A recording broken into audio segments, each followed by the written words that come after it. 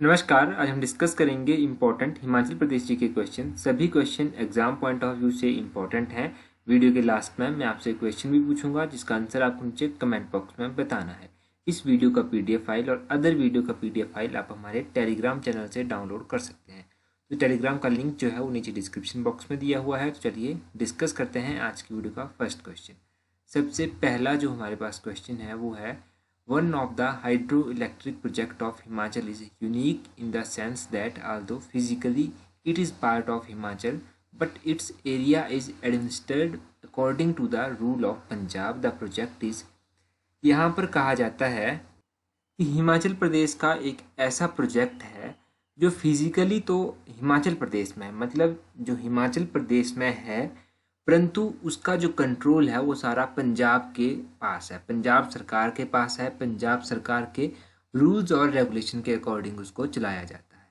तो कौन सा वो प्रोजेक्ट है आपको पता होना चाहिए। ये प्रोजेक्ट है सानन परियोजना। ऑप्शन सी जो है वो सही आंसर है, सानन परियोजना। ये सानन परियोजना इम्पोर्टेंट परियोजना है। ये कहाँ पर स्थित है? तो ये परियोजना जो है ये मंडी जिले के जोगिंद्रनगर में स्थित है। मंडी जिले के जोगिंद्रनगर में जो ये परियोजना स्थित है, इस परियोजना के बारे में थोड़ी सी जानकारी आपको पता होनी चाहिए। 1926 में इसको स्थापित किया गया था। इसका पहला जो चरण था वो 1933 में बनकर तैयार हो गया था। इसका जो डिज़ाइन किया गया था, इसके जो इंजीनियर थे उनका नाम था कर्नल BC बेट्टी। उनका नाम याद रखिएगा, कर्नल BC बेट्टी।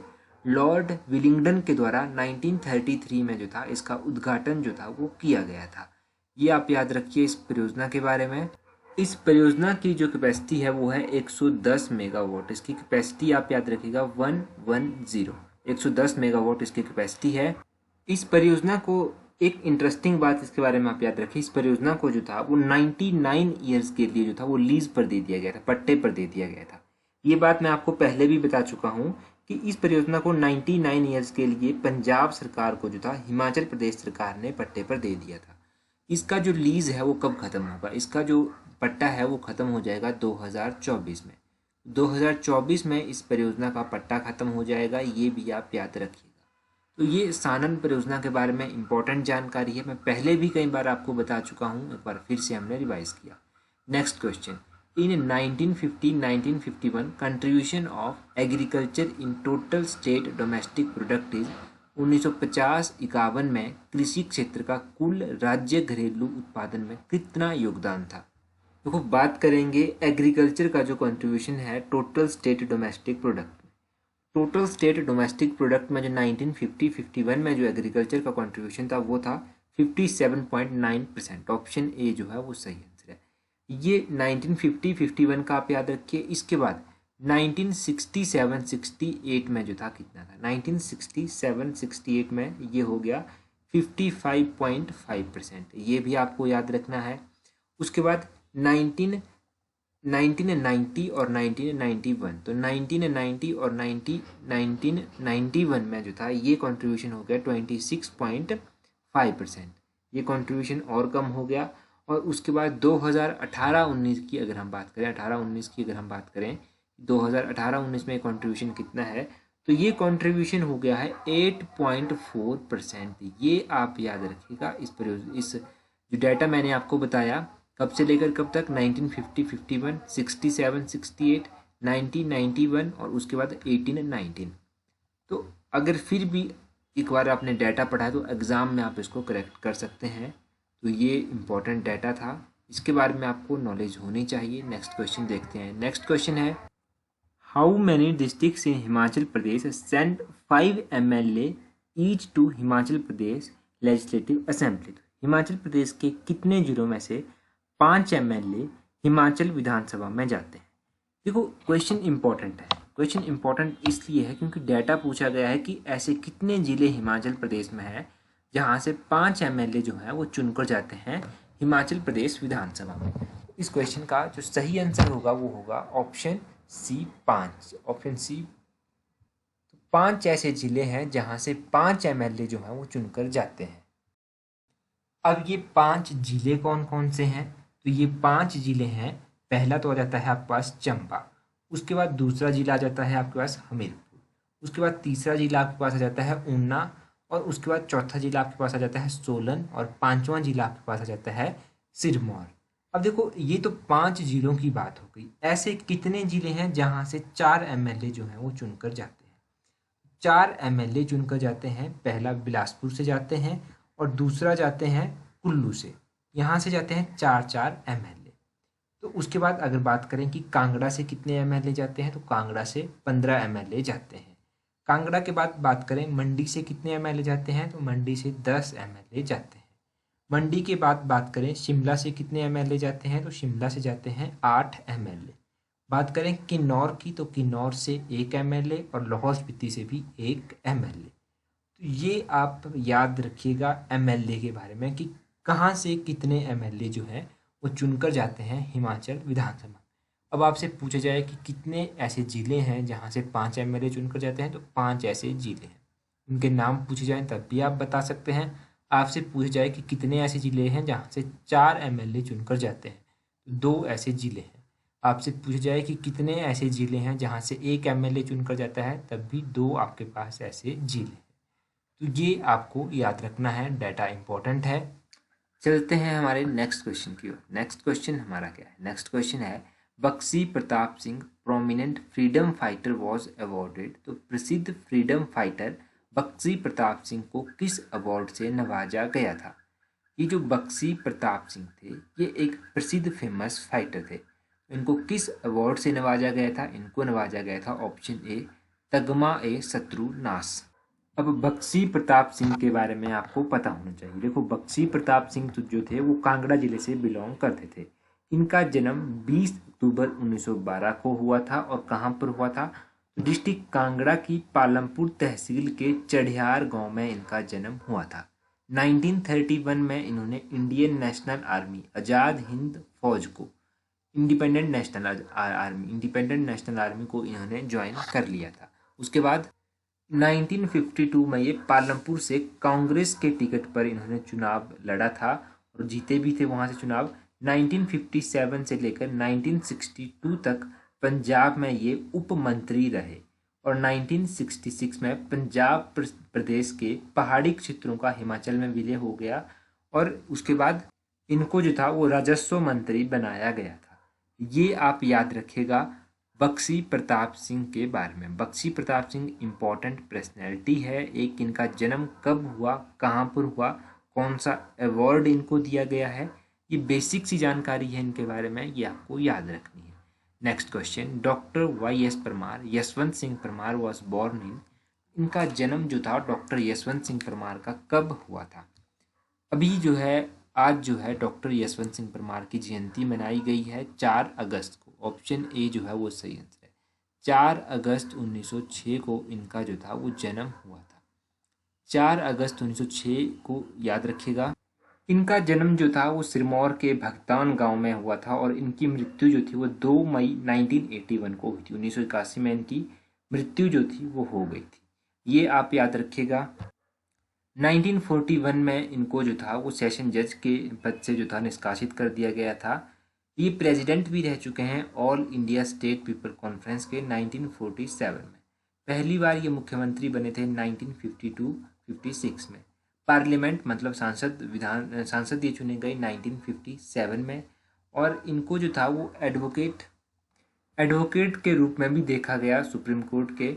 उसके बाद देखो पहली बार तो ये 1952 में मुख्यमंत्री बने, 1952 के बाद दूसरी बार 1963 में और तीसरी बार 1967 में, चौथी बार 1967 में।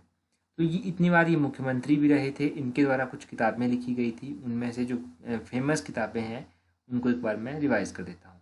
Himachal Pradesh its proper shape and status, पहली किताब। दूसरी किताब Himachal Pradesh case for statehood. उसके बाद तीसरी किताब Himachal Pradesh area and languages and strategy for development of hill areas. उसके बाद social and economic background of Himalayan polyandry. ये किताबें जो थी डॉक्टर यशवंत सिंह परमार के द्वारा लिखी गई। यशवंत सिंह परमार इंपॉर्टेंट पर्सनैलिटी है तो इनके बारे में आपको ये पता होना चाहिए। Which of the following is principal tributary of Sutlej in Kinnaur district. तो निम्न में से कौन सी जो है वो किन्नौर जिले में सतलुज की मुख्य सहायक है? अगर मुख्य सहायक की बात करें किन्नौर जिले में तो इनमें से जो है वो ऑप्शन डी सही आंसर है। बसपा जो है किन्नौर जिले में मुख्य सहायक है सतलुज नदी की। यहाँ पर आप सतलुज के बारे में कुछ बेसिक सी इंफॉर्मेशन देख लीजिए। देखो, सतलुज नदी की बात करें तो सतलुज का जो वैदिक नाम है वो सतुद्री है। इसका ओरिजिन मानसरोवर लेक जो कि रक्सतार के समीप स्थित है वहाँ से होता है। सतलुज की सहायक नदियाँ हैं बसपा, स्पीति, नोगली, सोन, अड़ी, तैंती, यूला, वेंगर, त्रियुंग, डुलिंग, सोलडांग, केशांग, कुरांग, ये इसकी सहायक हैं। और उसके बाद सतलुज जो ओवरऑल डिस्टेंस कवर करती है हिमाचल में वो करती है 320 किलोमीटर। सतलुज हिमाचल प्रदेश में सिपकिला के समीप एंटर करती है और डिस्ट्रिक्ट शिमला में ये चौरा के समीप एंटर करती है। सतलुज नदी जो है वो मंडी में एंटर करती है फिरनू विलेज के समीप। सतलुज नदी डिस्ट्रिक्ट बिलासपुर में एंटर करती है कसोल के समीप और डिस्ट्रिक्ट बिलासपुर को ये नीला के समीप छोड़ देती है। डिस्ट्रिक्ट बिलासपुर के बाद ये भाखड़ा के समीप पंजाब में एंटर कर जाती है। भाखड़ा डैम की कंस्ट्रक्शन 1963 में हुई थी। तो ये तो बेसिक सी जानकारी है सतलुज के बारे में। देखते हैं हमारे पास नेक्स्ट क्वेश्चन क्या है। नेक्स्ट क्वेश्चन हमारे पास है who fought the famous battle at Mahalmoria with Sansar Chand. तो महलमोरिया में जो था वो संसार चंद के साथ युद्ध हुआ था। तो किस राजा का या किसके साथ संसार चंद का युद्ध हुआ था? तो महलमोरिया का जो युद्ध हुआ था वो हुआ था संसार चंद और गोरखास के बीच में। ऑप्शन ए जो है वो सही आंसर है। देखो, आपको पता है संसार चंद कांगड़ा के राजा थे। जब उनकी शक्ति काफ़ी बढ़ गई थी तो ये जो हिल स्टेट के राजा थे इनको काफ़ी डर होने लगा। बिलासपुर को भी काफ़ी डर था यहाँ से। तो बिलासपुर के राजा महान सिंह ने जो था क्या किया, महान सिंह ने जो था कैलूर के ये राजा थे, इन्होंने अमर सिंह थापा को इनवाइट किया और अमर सिंह थापा 1804 में यहाँ पर आ पहुँचे और 1806 में जो था कांगड़ा को जो था वो हरा दिया गया गोरखाओं के द्वारा। महलमोरिया जो है वो कहाँ पर पड़ता है? महलमोरिया पड़ता है हमीरपुर में। महलमोरिया में इनको गोरखाओं के द्वारा हरा दिया गया था। तो ये आप याद रखिएगा, कब युद्ध हुआ, कब अमर सिंह थापा आकर यहाँ पर पहुँचा, किसने अमर सिंह थापा को इनवाइट किया, ये बेसिक सी जानकारी है। महलमोरिया कहाँ पर पड़ता है ये भी याद रखिएगा। नेक्स्ट क्वेश्चन है द ऑथर ऑफ कुल्लूत देश की कहानी वॉज। तो कुल्लूत देश की कहानी किताब के जो लेखक हैं वो कौन है? वो है लालचंद प्रार्थी। ऑप्शन डी जो है वो सही आंसर है। बात हुई है किताबों की, तो किताबों के बारे में हमने काफ़ी टाइम से रिवाइज भी नहीं किया है, एक बार क्विकली रिवाइज कर लेते हैं। तो यहाँ पर आप देखिए, तारीख़ रियासत सिरमौर रणजौर सिंह ने लिखी। Bilaspur past present and future, Bilaspur people of बैटरैट, अनंत चंद के द्वारा लिखी गई। कुल्लूत देश की कहानी किताब लालचंद प्रार्थी ने लिखी। किन्नर प्रदेश हिमालय परिचय राहुल सांकृत्यायन ने लिखी। हिमालयन आर्ट जेसी फ्रैंक के द्वारा लिखी गई। प्राचीन हिमाचल एलपी पांडे ने लिखी। About of God Andrew Wilson ने लिखी। Shimla past and present EJ भक्त ने लिखी। पहाड़ी चित्रकला KL वैद्य के द्वारा लिखी गई। हिमाचल प्रदेश परिचय, हिमाचल अतीत वर्तमान और भविष्य एक झलक देवराज शर्मा के द्वारा लिखी गई। Travel in Kashmir and Ladakh Vigne के द्वारा लिखी गई। तो ये किताबें हैं, इन किताबों के बारे में आप याद रखिए। नेक्स्ट क्वेश्चन है द स्टैचू ऑफ विरोचना ध्याना Buddha is main feature of. तो विरोचना जो कि ध्याना बुद्धा, ये कहाँ कौन सी मोनेस्ट्री का मेन फीचर है? ये क्वेश्चन मैं कहूँगा मोस्ट इंपॉर्टेंट है एग्जाम पॉइंट ऑफ व्यू से। तो अगर इस फीचर की आप बात करेंगे, ये कौन सी मोनेस्ट्री का फीचर है? ढंकर मोनेस्ट्री का, ढंकर गोम्पा। ऑप्शन ए जो है वो सही आंसर है। ढंकर मोनेस्ट्री का ये मेन फीचर है। बात मोनेस्ट्रीज की हुई है।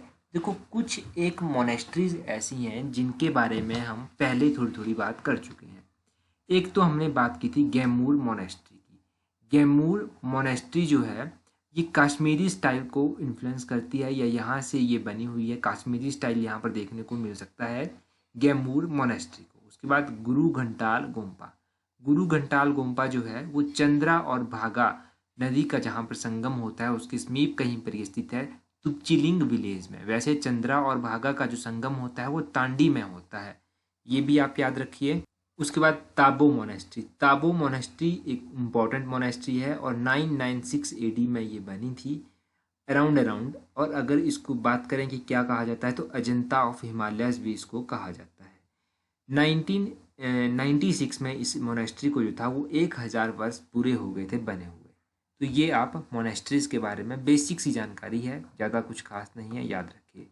Next question, match the incorrect pair. इनमें से कौन सा इनकरेक्ट पेयर है वो आपको ज्ञात करना है, बताना है। देखो सबसे पहले है धुमा आंदोलन। तो धुमा आंदोलन 1859 में हुआ था क्या? ये आंदोलन जो है वो एलाइड मेंस में भी पूछे जाते हैं या पूछे जा सकते हैं, तो हो सकता है काफ़ी हेल्प आप लोगों को यहाँ से मिल जाए। धुमा आंदोलन 1859 में ही हुआ था, बुशहर में हुआ था। मंडी किसान आंदोलन 1909 में ही हुआ था और डोडरा कवार विद्रोह जो था 1906 में ही हुआ था, परंतु सिरमौर भूमि आंदोलन 1929 में हुआ था। 1929 में ये हुआ था। तो इनकरेक्ट की बात करें तो ऑप्शन डी जो है वो सही आंसर है।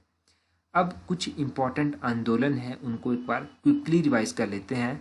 यहाँ पर आप देखिए ये जो नालागढ़ आंदोलन है ये 1877 में हुआ, भागल विद्रोह 1905 में हुआ, डोडरा कवार 1906 में हुआ, कुनिहार किसान आंदोलन 1920 में हुआ, चंबा सेवक संघ की स्थापना 1936 में हुई, धामी प्रेम प्रचारणी सभा की स्थापना 1937 में हुई, भागल प्रजामंडल 1938 में स्थापित किया गया, कुनिहार प्रजामंडल 1939 में किया गया और धांधरा आंदोलन 1930 में किया गया। तो ये कुछ आंदोलन है। इन आंदोलनों के बारे में आपको ये बेसिक सी जानकारी अगर आप पता है तब आप थोड़ा बहुत करेक्ट और इनकरेक्ट फाइंड कर सकते हैं। तो आई होप यहाँ से आंदोलन के बारे में आपको पता चला होगा। अब आप लोगों के लिए जो आज का क्वेश्चन है वो है कमरांव और Sataun in district Sirmaur is famous for. तो सिरमौर जिले के कमरांव और सत्तौन किसके लिए प्रसिद्ध है? आपको इस 4 ऑप्शंस दी गई हैं, अपना आंसर कमेंट करके ज़रूर बताएं। So that's all for today. Thank you for watching the video.